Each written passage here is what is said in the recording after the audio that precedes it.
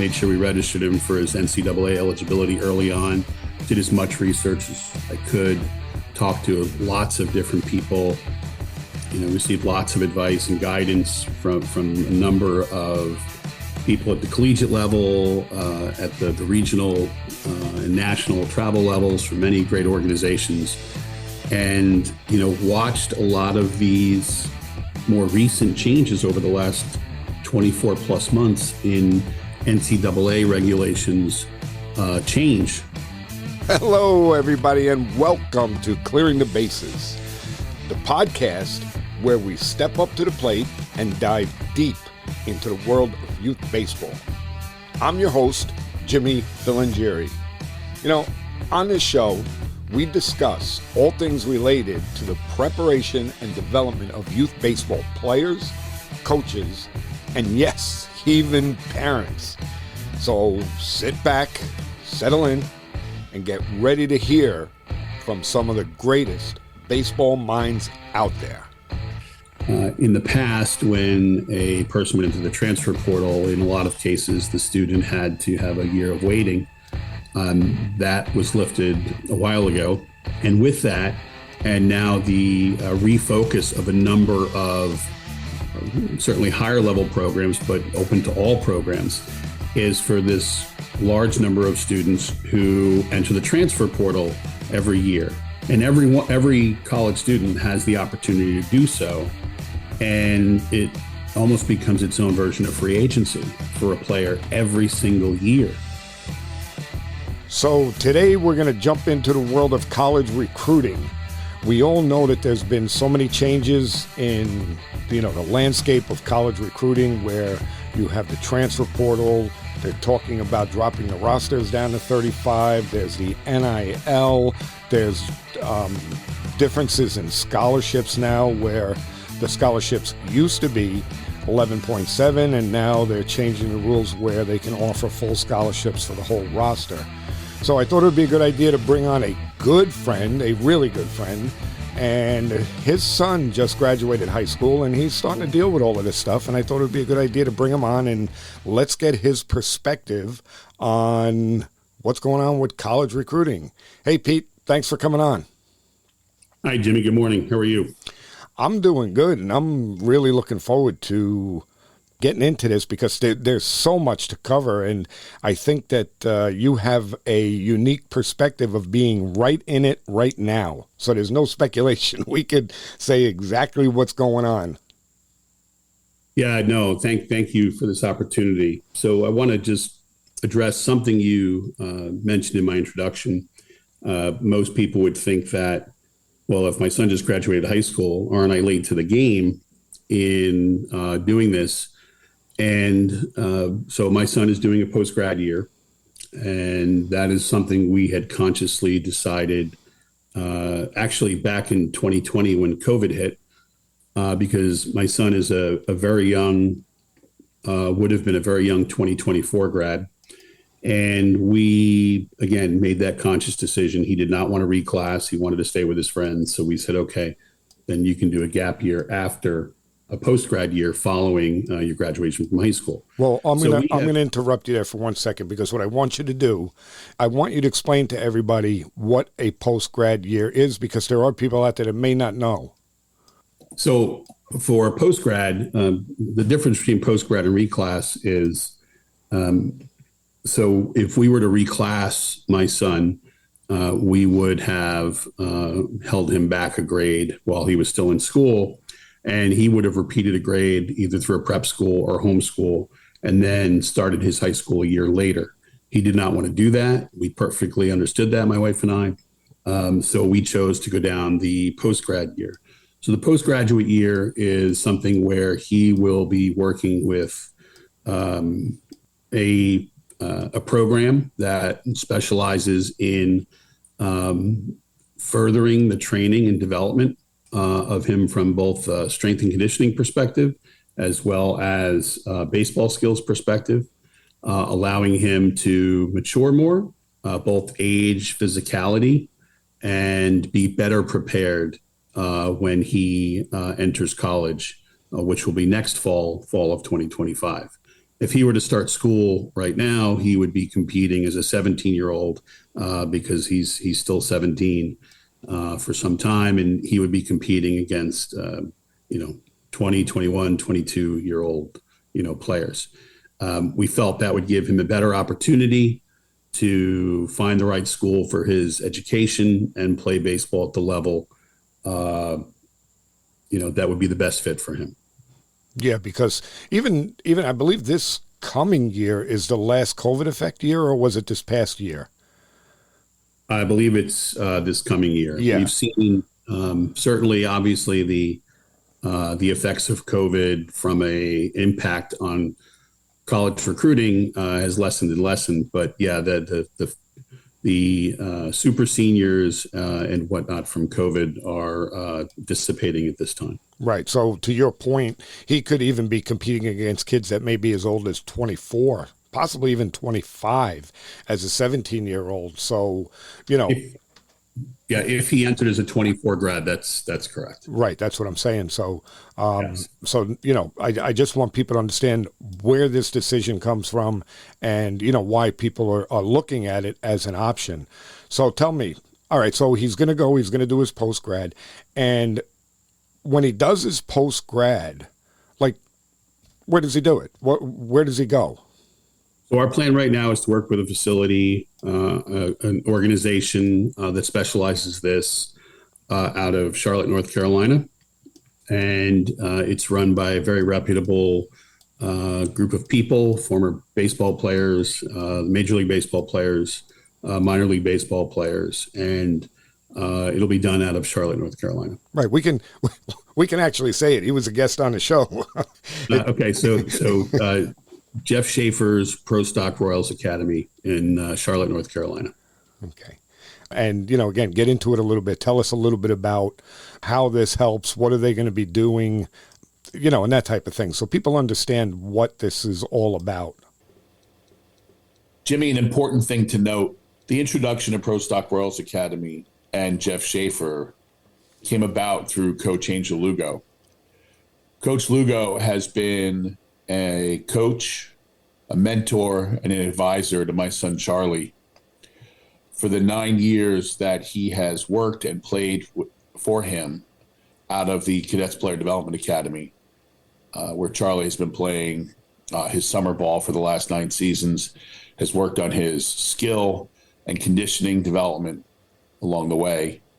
He's also been an advisor to me as Charlie's father through the college recruiting process. Yeah, let's face it. I mean, Angel Lugo, he was a guest on the show, and Angel in our area is probably, I would say, right up there with the best trainers, baseball trainers that we have in this area. And on top of that, again, to what you just said, as far as getting guys recruited and guys getting even drafted, his connections in the college baseball world and in professional baseball are huge.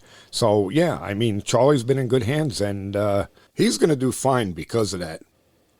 But let's get back to talking a little bit about this post-grad school, Pro Stock Royals. Let's talk a little bit about what they're going to be doing there, what this whole thing is about. Sure. So some post-grad opportunities, all post-grad opportunities offer the opportunity to, they're a combined program. You can do a reclass there if you want while you're still in high school and do a schooling part of it, or you can do the post-grad part where, Charlie will be working and taking an online college course this fall locally here at a local community college so that he doesn't hurt his NCAA eligibility. And then he will be relocating to Charlotte in January and playing with their program from January through the end of May. And the goal there is to continue his physical conditioning, to get stronger, faster, and to be able to play games against a number of like organizations as well as some JUCO and NAIA schools to get experience against that older talent and to replicate what would have been a spring season for him so that he doesn't we need that to provide the equivalent of a spring season, whether that would have been in high school or college, so that he's not playing baseball next spring. So he's actually jumping into the world of, I want to say jumping into the world, but he's actually going to be gaining college level experience without actually going to college, which is going to make it better for him for the following year when he is available to be recruited, correct? That's correct. It'll allow him to be better prepared to compete, both physically, mentally, and that is one of the reasons that we've chosen to do this. Okay. So yeah, I mean, so that's pretty much wraps it up, right? That's what the post-grad is. You go away. Now, I forgot what you had said about him taking classes. I know that he's going to be taking the classes now before he goes, but once he's there, is he taking classes? He will not be. I'm sorry. He will be taking an online class still up here in our local community college remotely. His class this fall is also a remote class. He's taking a 1-3 credit class now and 1-3 credit class in the spring. And that is being done to, again, assist him when he gets to college to have some college credits that will be accepted along with the college credits he took while he was in high school. Okay. And I mean, I'm going to get into it and you don't have to be very specific about it, but I'm assuming there is a cost associated with this. Oh, of course. Yeah, there's a cost, and it varies depending on whether or not you're going for both education and the baseball aspect of it. But it varies based on what you're going for. Right. And one thing I do want to add, this opportunity for my son, for our son, makes up for the decision that my wife and I made for him to start kindergarten when he was 4 years old. No one knows, the path your child is going to take when they're 4 years old. So we don't want our decision then to handicap him now with being competitive as he can be. So that was a factor in this decision. Had we made the decision back in 2009, 2010 to say, hey, look, he's not going to be 5 for a while. Let's let him start kindergarten a year later, which was a perfectly reasonable option for us. And a lot of people do that.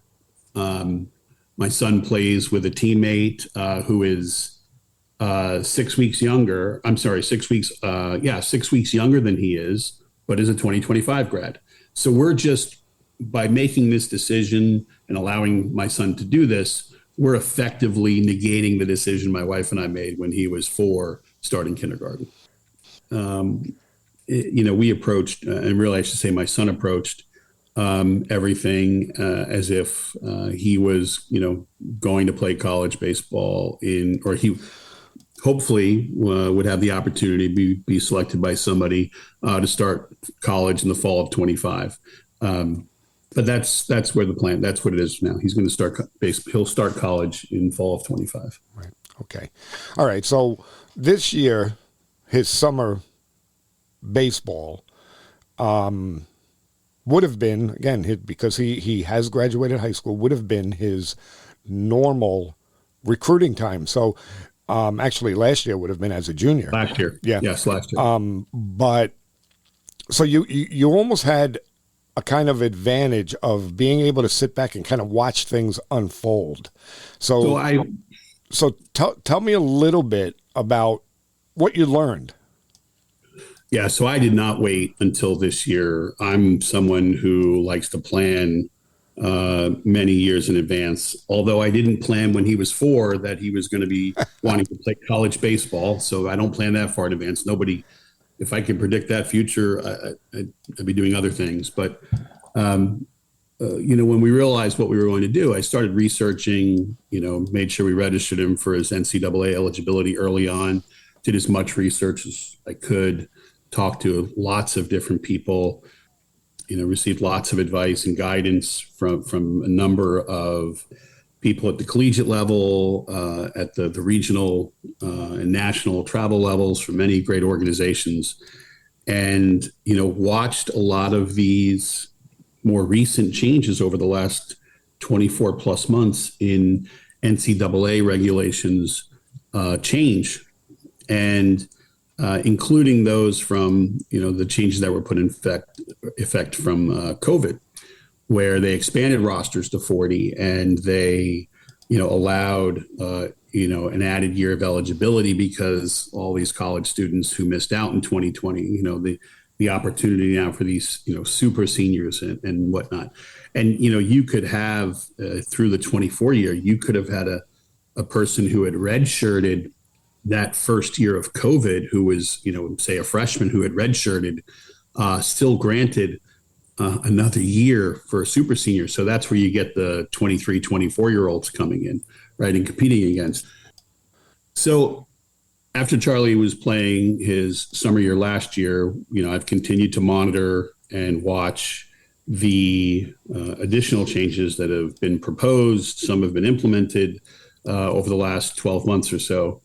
And, I can tell you that I'm really glad that we made the decision we did many years ago to do this, even more so now with the recent proposed changes.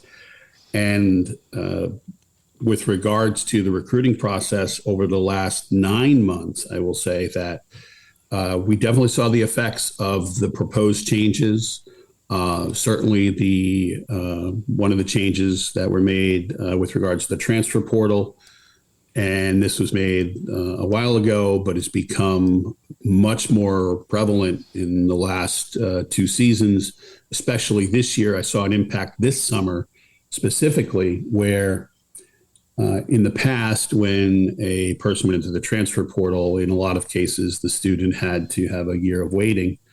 That was lifted a while ago. And with that, and now the refocus of a number of certainly higher level programs, but open to all programs, is for this large number of students who enter the transfer portal every year. And every college student has the opportunity to do so. And it almost becomes its own version of free agency for a player every single year. Now, players have to think wisely in a number of levels of where they're going to play. And a lot of students that I've seen, and this is where we're leveraging this knowledge that we've gained. Unfortunately, we've seen a lot of students go to a higher level of school and think they're going to get playing time, but not their freshman year. And to think that they can just go into the transfer portal and have another school pick them up.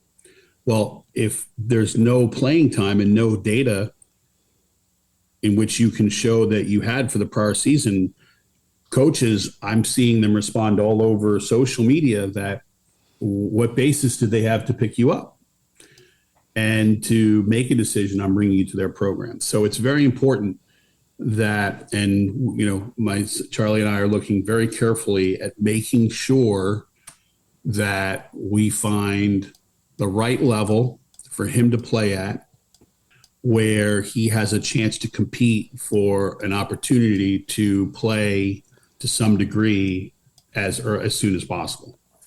Lots of people, and I am not judging what other parents and their children make, decisions they make, but a lot of kids, a lot of, parents even like to have that splash of that announcement of the big name on your chest. And at the end of the day, your education is the number one most important factor of why you're going to college, right? It's not just to play baseball. Let's be clear about that. So finding that combination now in this world, this ever-changing and rapidly changing world, month by month, it becomes ever more important if you really want to play and not sit the bench with a name across your chest, that you be open-minded to every division of either NCAA, JUCO, NAIA, to find that best program for you that has what you want to go to school for and the quality of that education you'll get from that school. It's never been more important to find that, because otherwise, especially with the proposal of the at the Division I level of the number of roster spots being proposed to drop for baseball from 40 to 34, the potential is there, and we're starting to see it happen already, where there'll be a trickle-down effect for those spots that are no longer available at the D1 level, for those baseball players to either be going to D2, D3, JUCO, NAIA, or to potentially not even be playing baseball at all. Right. So that just makes every level even that much more competitive. And but that's very real. That's happening now. I'm seeing, I have been for about a month now, been seeing 2024 grads on social media whose spots have been cut this year, or I'm sorry, they've been replaced this year with players that the coaches have picked up from the transfer portal and have now orphaned them from the program. And they themselves are now announcing that they're looking for a new home for 2024, as in kids who are starting school in a couple of weeks. Started seeing that happen right after the 4th of July when the transfer portal closed. So two very obvious things that. Well, I just want to say something about what you just said. Okay, so where coaches are decommitting, we'll call it, some of their players, that's a double-edged sword, because there's an equal amount of kids that maybe had committed to, ABC University, but then somebody from XYZ University said, hey, you know what? We got a spot here for you. And he, at the last minute, decommits and leaves that coach in the lurch, which I've seen happen many, many times. So all I want to do is I just wanted to make that clear that it happens on both sides. It does. It does absolutely happen on both sides. Without a doubt. Yes, it does. So, all right. So now we have all of these changes. Everything's been turned on its head. What do you think? Is it a good thing or is it a bad thing? Well, I think it makes, I don't know. I think it depends on whose perspective you're asking that for. For the incoming college student or the aspiring college student who wants to play baseball in college, I think it's tougher than ever to find the right home. Okay. And the right program to play for. Okay. That's my opinion. Yeah.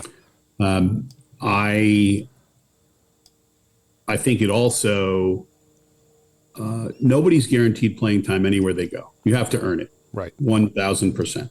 Okay. So no one should have an expectation of going somewhere and being able to play right away somewhere. Right. All right.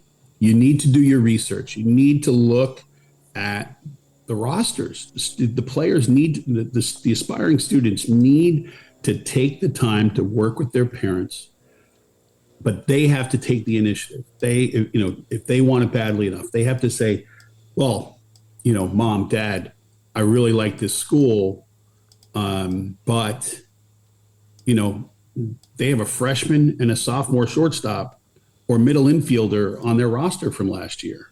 Okay. And, I'm a shortstop and a right-handed pitcher, or, I'm a shortstop and a second baseman. What's the likelihood of me being able to go into that program and no matter how much the coach likes me and win that job as a freshman? Right. Very difficult. Right? It's going to be very difficult. Yep. So I don't want to leave. And this aspect has always been an important thing that an aspiring student athlete should do. It just becomes that much more important now because of the greater importance with a lot of these changes that are making sure you find the best fit for you. And the other thing I think it's important to say is go somewhere you're wanted. Okay? Yes. Go somewhere, you know, you have to find places where you're wanted. Right. Well, I And mean, look, you touched on it a little bit just before about redshirting and about sitting on the bench as a freshman and all of that type of stuff. So this kind of ties into that a little bit, where I never understood, why would you want to go to a place where you're not going to be playing? Isn't the object to be playing? So instead of saying, puffing your chest out and saying, look at me, I'm going to ABC University, but then you're going to sit on the bench. Well, why don't you go to XYZ University and play? Because that's the whole point of it. yeah, I could not agree with you more. And I think it's really important for parents to have that conversation with their children, their young adults, if you will, or soon to be young adults, because you don't want someone to go to a school.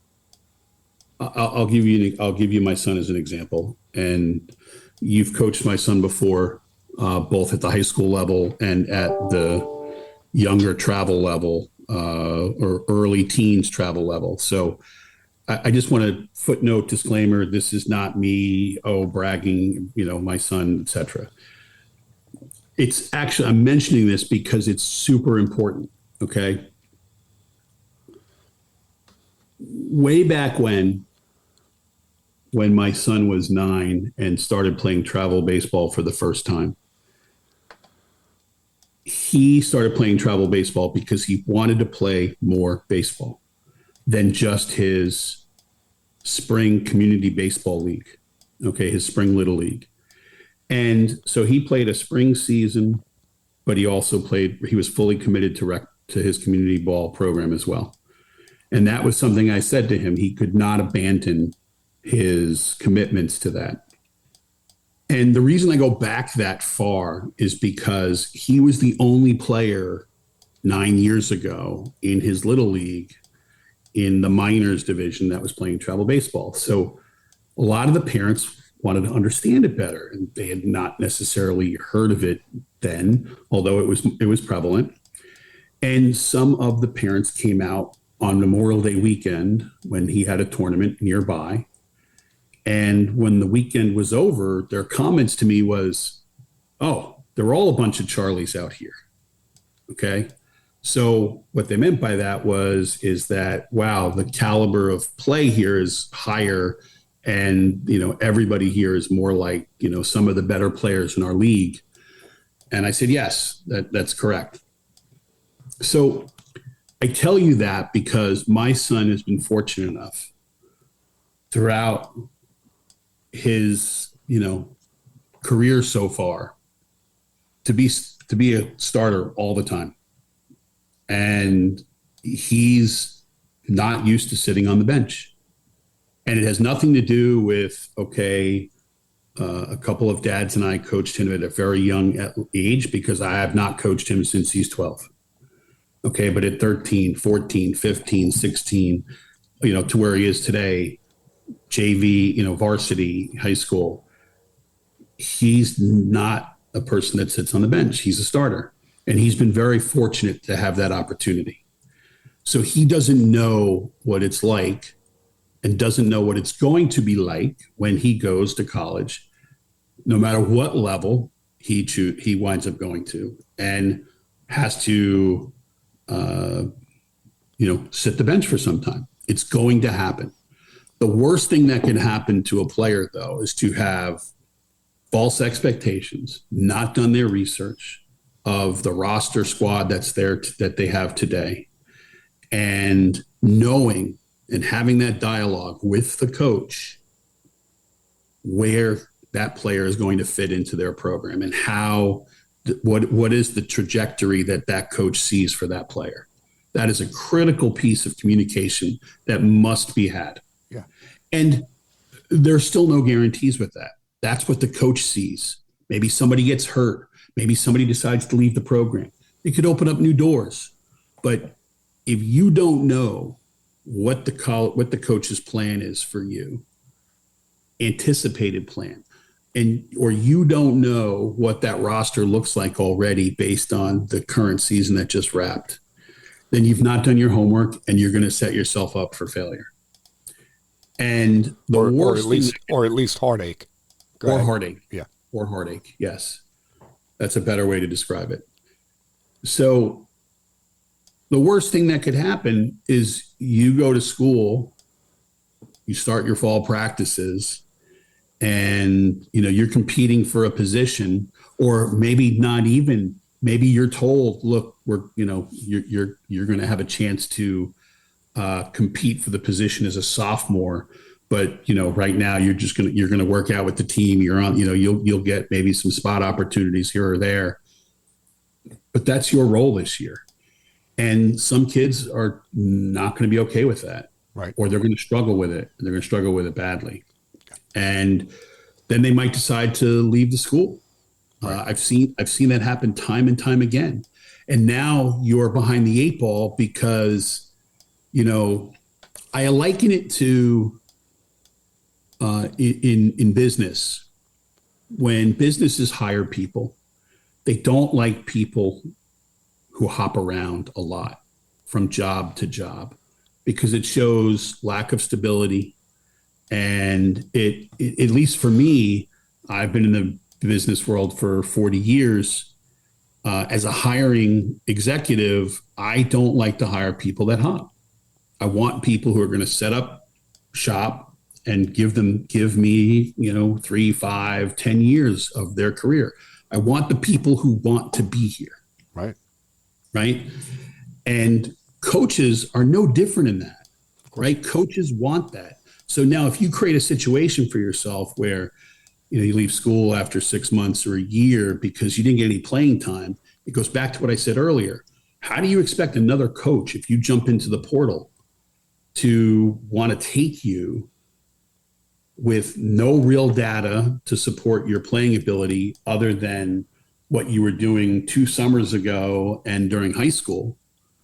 You've not proven yourself at the college level. Yeah. So you really need to invest that time. And that's one of the biggest things that I've observed and learned, quite frankly, from following a lot of coaches on social media, and getting a lot of great advice from folks. Is that's some of the those two things are really the two most important things you can do, your child can do to make sure they understand and that they're aligned with that understanding.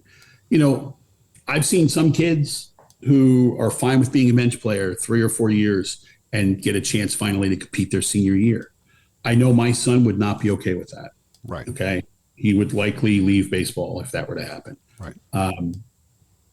So again, some of these things I'm talking about, people should have already been doing, aside from the changes that have been happening over the last few years, but they become even more critical to do and understand, because the number of players being recruited out of high school are less. Right. And I'm not saying at any particular level, but when you have roster spots that are now being filled by transfer portal students at some of the higher level organizations, and by the way, colleges at all levels are taking kids out of the transfer portal. Let's be clear about that, right?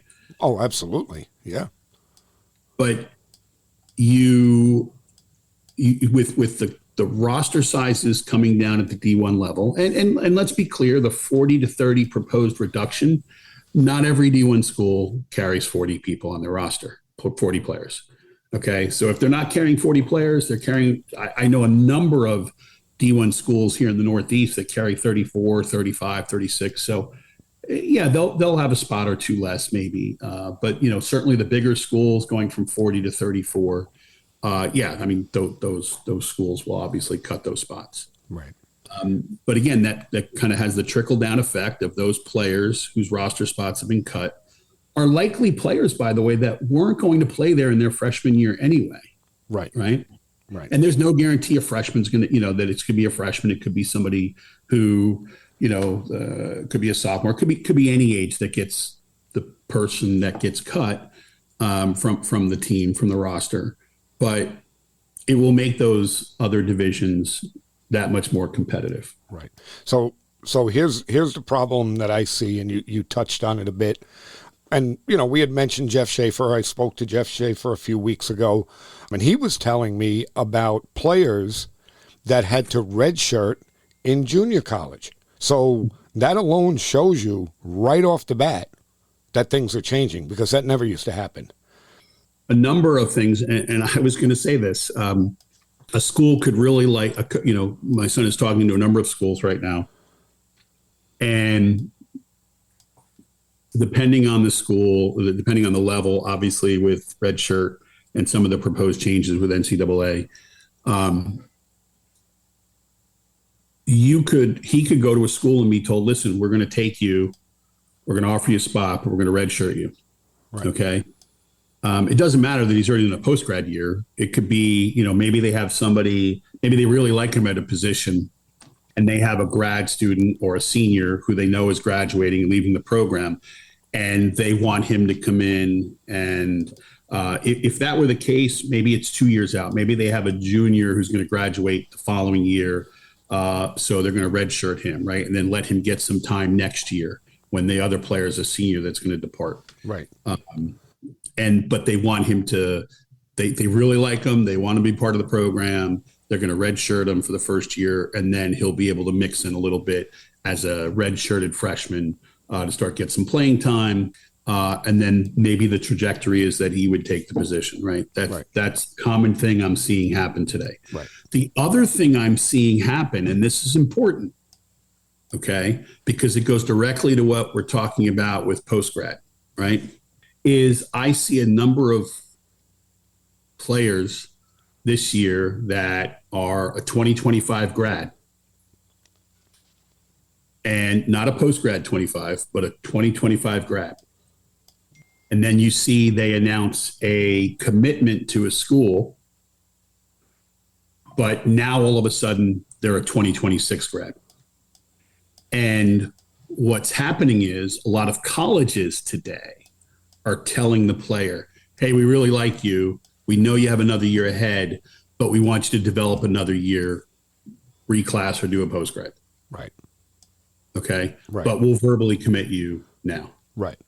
I've seen that happen with 4 or 5 players that I know from the New York tri-state area in the last 6 weeks. Yeah. Yeah, I believe it. But let's switch gears a little bit here, because this is kind of where I wanted to go with this. All right. So, what we were just talking about, all of the different levels and kids jumping around, roster sizes dropping, and JUCO players being redshirted. I see that there will eventually be a shift in the world of travel baseball. How do you think all of this recruiting stuff is going to affect travel baseball? Well, 2 things I come to mind right away is travel baseball organizations have many different objectives, right, from one to another. So no two are alike. You've got your national organizations. You have that have regional chapters of them, as well as, so they have the national level and then the regional chapters, right? Right. I see those 2 being affected the most by these changes, but the regional ones affected more than the national ones.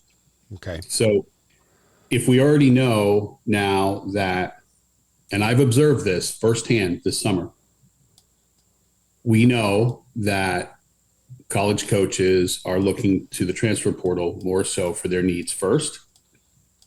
And I can tell you that with my son playing on a regional chapter of a national program, that before the transfer portal closed, there were very few, if any, college coaches around at the PG, PBR,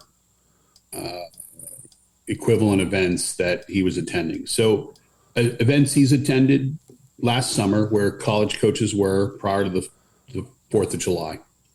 And I only mentioned the 4th of July because the portal, I think, closed the day before that. Right. So immediately you're getting less looks at those earlier events. And so there's a number of implications I could see to some of these national organizations like PG and PBR, whose model at the higher levels is to give opportunity for players to come out and be seen by coaches and vice versa. Gives colleges vehicles to recruit kids. But when these college coaches are spending their time, and it's not all of them, but it's a good number of them, when they're spending their time watching summer collegiate leagues throughout the country, where a lot of those transfer portal kids are playing, it creates a challenge and it stresses your business model, because now it starts to ask the regional chapter, the people who run the regional chapter, the question: well, if I'm supposed to be bringing my kids here to get looks, and there's no colleges here giving them looks, why am I bringing them here? Right. Right.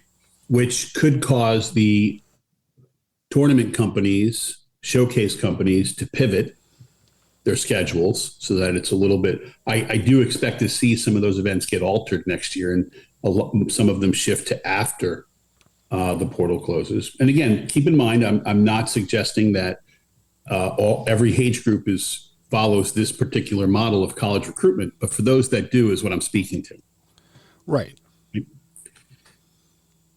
So yeah, I see that happening. I saw the number of schools certainly pick up, and the caliber of the schools pick up immediately after the portal closed. Right. At the events we went to. And again, I'm not talking about local, regional. I'm not talking about local events we went to. I'm talking about, Firecracker Cape Cod. I'm talking about PG, PBR, and the like. All of these organizations, which I love, do not get me wrong. I'm just saying I think it will create a challenge to their business model and cause them to rethink and pivot some of these age groups, recruitment events that happen where college coaches normally are in attendance. Right. What do you think the possibility is that this is going to kind of like change a little bit, where maybe, the PGs, PBRs will start holding these showcases and, these type of events for college players, guys that are in the portal, guys that are moving around? Because again, the way I see it, the landscape has changed such that the college recruiters want to look at college guys. They don't want to look at high school guys anymore. Sure. So I do anticipate, as part of this pivot, where I expect the underclassmen, which I'll refer to them as, which typically are not your graduating class, but I'll refer to them the high school player events, be shifted after the portal closes, and that yes, they start offering exactly what you outlined. I do anticipate them doing that, where these college summer leagues, some of the teams that are playing there would opt to go play in some of these events to get seen, get the looks, and have an opportunity for them at these events, both regionally and nationally. Now, obviously, the national ones are happening. Those are happening for some of those ages, but and I've seen some of the age groups get expanded in some of those already, but I think it will become more prevalent. I do. I think you'll see it expand. Right. And now here's the more important question, because again, I have my feelings about this, and I'm actually happy about this, is do you think that, again, because it's a trickle down effect, D1 guys going down to D2 and all the way down the line to the point where, high school players are not being looked at as much. So maybe, just maybe, and I hope that I'm right, it starts to push players back into community-based baseball. So that would be something that I would hope would happen. It's something that I've looked at the possibility through the trickle-down effect. It's something that should happen. I think what we touched on earlier, just like these tournament organizations have a business model that caters to different aged groups, where some are at the recruiting level, other are still at the development, hey, we want to win level.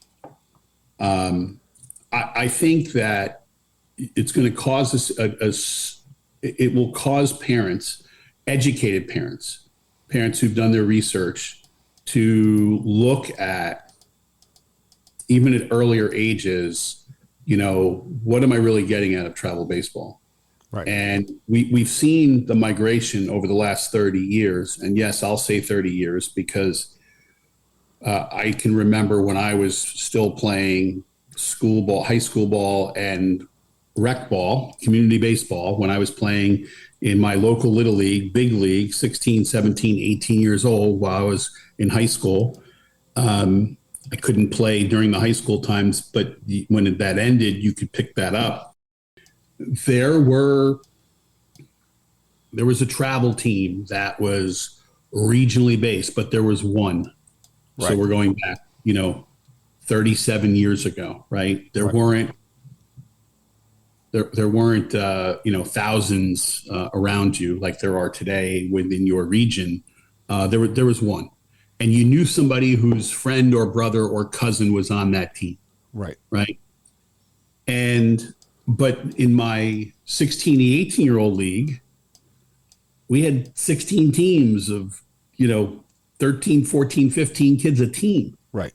So think about that. You had 16 teams.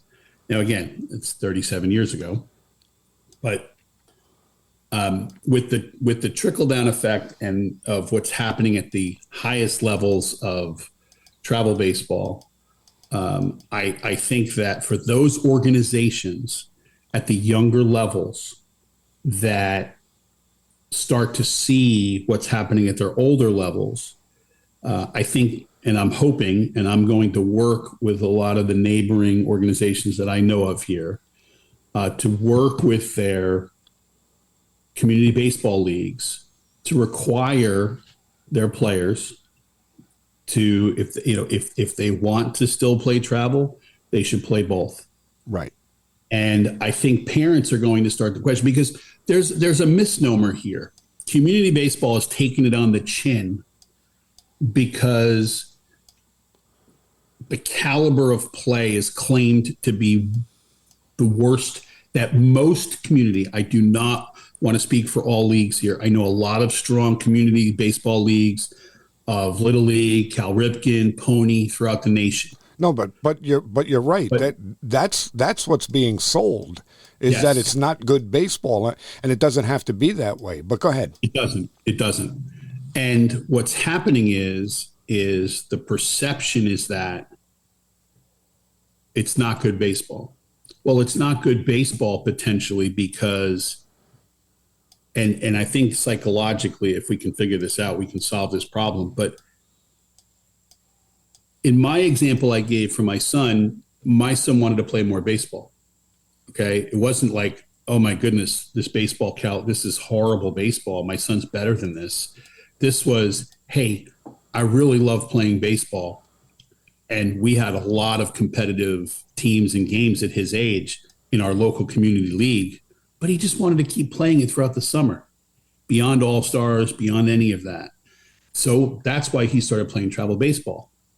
Today, that's not really the case in most instances. And what, at least from my perspective, and again, I'm not speaking for everyone, and I'm confident that there are people doing both throughout the country, but for the most part, parents automatically think that travel is better.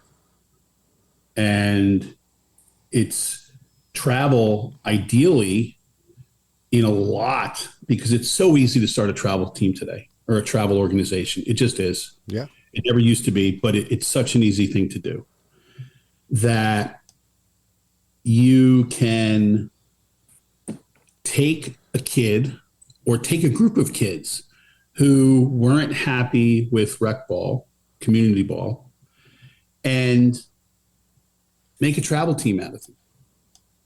and now go play in a local travel ball league for a few $100s to register with the league, a few $100s for insurance. Okay. Could be a bunch of mom or dad coaches, whether they get paid or not. You buy some insurance, you buy some uniforms, you pay for your umpires, and you maybe if you want to enter a tournament or two. But if you go and watch those tiers of travel baseball shouldn't exist. They belong in the community. They belong in community baseball. And community baseball needs to find a way to give those kids more games, to give those kids who want to play those more games. Yeah. I can see countless reasons why people say, oh, I had a bad experience with this, with that, etc.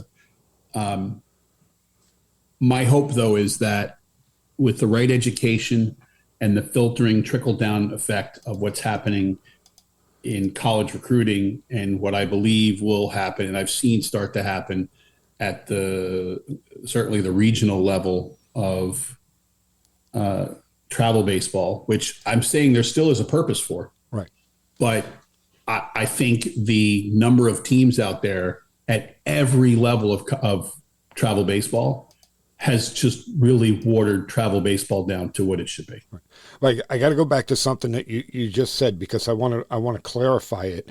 When you said people would say that they didn't have a good experience. Now, when you were saying that, you were referring to community baseball, not travel baseball. Is that correct? I was. Okay, yes. Good. I'm glad, because I wanted to make a point there, is that I can tell you that very, very rarely do I hear somebody talk about travel baseball and said I had a great experience. It doesn't happen anymore. And I used to rant about community baseball getting that rap. Well, all it's done is just shifted. The kids are not playing community baseball. They're going to play travel baseball, and they're having the same bad experience. That, again, what I'm hearing. On the most part, I don't want to paint with a broad brush, because I know there are guys out there that do it right. I know there are. Okay. Yes. But it's not the norm. It's not. So I think what happens is, we've all heard the expression, the grass is greener on the other side. Right. And I really believe that, and I question this, but, and let me say that nobody has the right to tell a parent what's best for their child. Right. You and I are not stating that whatsoever. No. Right? And I know you so well that I know you would agree with me 1,000% on that. Right. I could suggest, if somebody asks me for advice, I'll give them my honest opinion on something, but I would never preach upon someone what I think is best for their child. Of course not. Never. I will tell you that the grass is greener syndrome here is absolutely prevalent in a lot of what's happened to community baseball. There is a belief by parents that paying more for something means you'll get better. Most community leagues that I know, for a spring season per se, charge anywhere from, depending on the age group, could be as low as $50 maybe for T-ball to as maybe $200 or so for juniors, right? Juniors, seniors age group, the older kids, 13 through 16. Right. We all know for travel ball organizations, they're charging 10 times or more for that. Right. Yes. What you're getting, though, is more in terms of, you're going to maybe some tournaments, but it doesn't mean that the experience is going to be better. Right. Right. It doesn't. And I agree with you.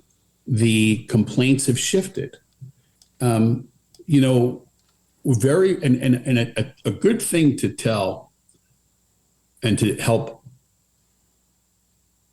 calculate or determine whether a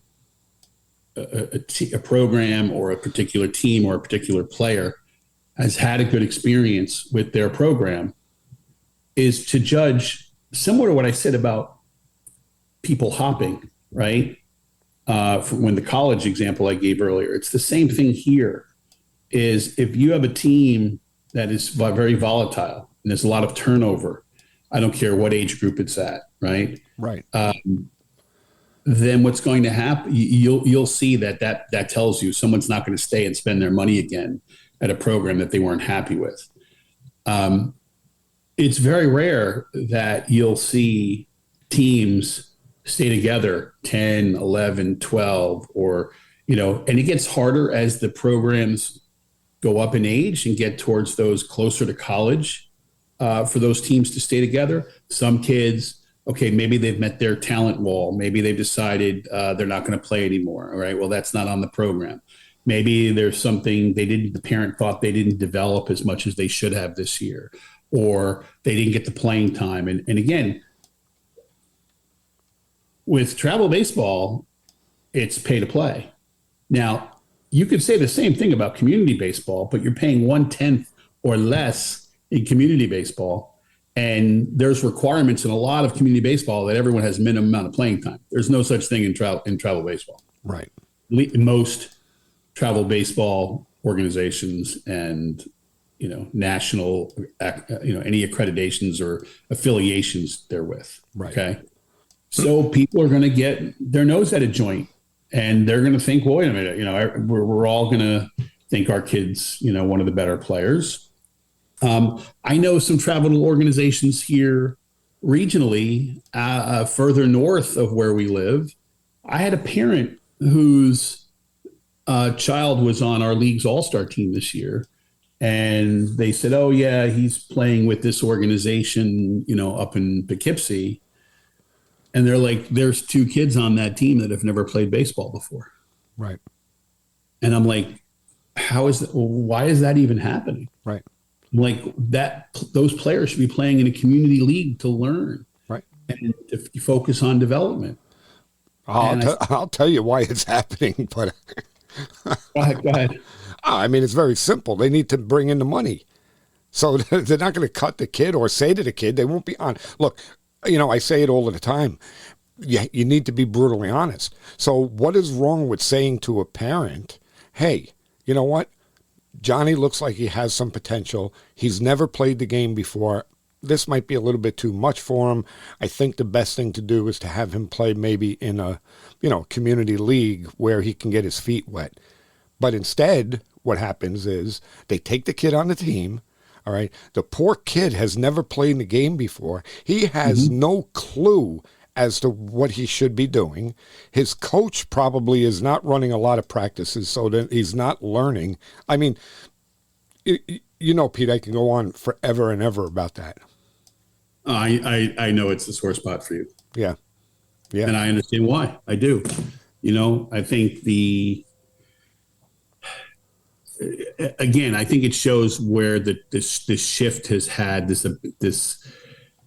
I don't want to call it abandonment, but maybe that's what it is, of community baseball. And it's youth sports, youth baseball is a multi-billion dollar industry. We all know. Anybody listening to this should not find that surprising. Right. And the amount of it was reported recently, and it is reported every few years, that the number of kids playing youth baseball today is down, and to some degree that is true. But if you look at the breakdown of where they're playing, the shift is no more so prevalent away from community baseball over to travel baseball than it's ever been. Right, no doubt. And I would love to do whatever I can to change that and to put community baseball back on the map. And I say that for softball too, but obviously we're focusing our attention on baseball. Right. Well, Pete, again, this is another thing that we could probably keep going on for hours and hours. So give us real quick, just give us like a brief wrap up of where you think this is going and, what people should do. So the first thing I would say is, parents, if you see your child on a path, by the time they're playing school ball to be interested in playing college baseball. Don't wait to start talking to your child, your son, about, schools they might be interested in. It's not too early in freshman year, certainly not in sophomore year. You need to be by sophomore year, trying to understand perhaps what the child wants to study, so you can look at schools that offer, and even if it's just broad liberal arts, business, etc. I'm not talking about, my child wants to become a veterinarian. My child wants to study sports management. I'm not talking about that level of granularity. I'm talking about generalities. So you can start to kind of focus in your attention. Do they want to go to a big school, small school? A lot of kids don't know that at that age. But to start looking at programs and to do the research on their rosters, right? Certainly, and I say sophomore year because it's really their junior year they're completing, right? Where the schools are really looking at you when you're a rising senior, that summer when you're a rising senior. Don't wait till then to start doing your research. You really should be doing it in their junior, end of sophomore, beginning of junior year. As far as the makeup of teams, et cetera. It's never too early to look at that and look at what the program's about. Right. That's the first thing. Social media is your friend, specifically Twitter, in putting yourself out there. You might be playing with a baseball organization outside of your school that offers you one of these tools, one of these platforms. Use them. They have a lot of mechanisms, contact lists with all the schools and the coaches that give you email ability to them directly without revealing their addresses to you, but use them. All right. They are helpful. But communication, taking the initiative, getting your player comfortable with those types of conversations, practicing with them, with someone who has some experience there before they have real conversations with coaches. It's important. But keep your finger on the pulse of the changes that are happening in college baseball. I think we'll see some stabilization with these changes that have occurred with the 2025 season, but I don't expect it to be stable for more than a year or two before we see some more changes. Right. All righty. Well, I think that, there's a lot that we just covered, a lot for people to think about. And as usual, I appreciate everything that you do. And I appreciate you coming on. Likewise, and thank you for having me. I appreciate it. All right, Pete. We'll definitely stay in touch. Take care, Jimmy. See ya. You may have remembered that back in January of 2022, Pete Lyons was a guest on the show. And what I failed to mention during the show is that Pete is the president of the Fishkill Little League in Fishkill, New York. I hope that everybody got a lot out of that conversation. I know I did. I mean, one of the things that sticks out to me is, do your homework. There's a lot of research you have to do, seek advice, talk to people, find out what they're doing. There are many different paths to take while you're trying to make those decisions where your son is going to go to school. But also remember, ultimately, it's your son's decision to make. I mean, yeah, you're there to guide him, you're there to help him, but like we always say, it's not about you, it's about him. Let him make the decision. We also talked about travel baseball a little bit, and, well, I mean, you know what that's all about. So I hope you got a lot out of this episode. I enjoyed talking to Pete. I mean, he is a good friend. I talk to him all the time, but this was a little special, we'll say. So thanks, Pete, and I hope everybody got a lot out of this. So, If you enjoyed today's show, don't forget to hit that subscribe button. Visit the website at thectbshow.net. Leave us a review, even sign up to be a guest. Your feedback helps us bring you the best content and reach more people in the baseball community just like you.